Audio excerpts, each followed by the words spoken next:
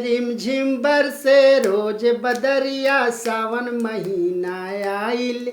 हाँ सावन महीना आइल। भाई बहन के रक्षा बंधन पावन महीना आइल। हाँ पावन महीना आइल। बहिनी करेली भाई के इंतजार। बहिनी करेली भाई के इंतजार। ये रक्षा बंधन सबसे बड़ा त्योहार। ये रक्षा बंधन सबसे बड़ा त्योहार। बहिनी के आगे भाई दिहले हाथ बढ़ाई। माथे रोली चंदन लगाई। बांधेली राखी कलाई। हाँ बांधेली राखी कलाई। खुशियाँ देखी आँख भर आवे हो।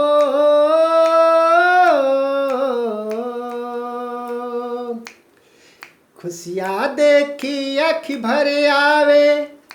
देखी भाई बहन के प्यार। देखी भाई बहन के प्यार। ये रक्षा बंधन सबसे बड़ा त्योहार। ये रक्षा बंधन सबसे बड़ा त्योहार। बहिनी के आँखन में आंसू देख चाहे ना भाई। हर संकट में हाजिर होके बन जालन सहाई। हाँ बन जालन सहाई। हर भाई बहन के अटूट बंधन हो। भाई बहन के अटूट बंधन ये जानेला संसार। ये जानेला संसार। ये रक्षा बंधन सबसे बड़ा त्योहार। ये रक्षा बंधन सबसे बड़ा त्योहार। कच्चा धागा में शक्ति बा भाई के उम्र बढ़ जाला। बहिनी के जो आँख दिखावे भाई जमाना से लड़ जाला। हाँ भाई जमाना से लड़ जाला।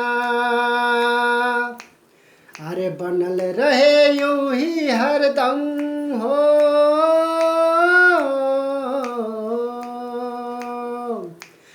अरे बनल रहे यूं ही हरदम भाई बहन के प्यार। हाँ भाई बहन के प्यार। ये रक्षा बंधन सबसे बड़ा त्योहार। ये रक्षा बंधन सबसे बड़ा त्योहार। कच्चा धागा के कीमत श्री कृष्ण जी चुकौले। भरल सभा में द्रौपदी के आके लाज बचौले। हाँ आके लाज बचौले। कच्चा धागा में छुपल बा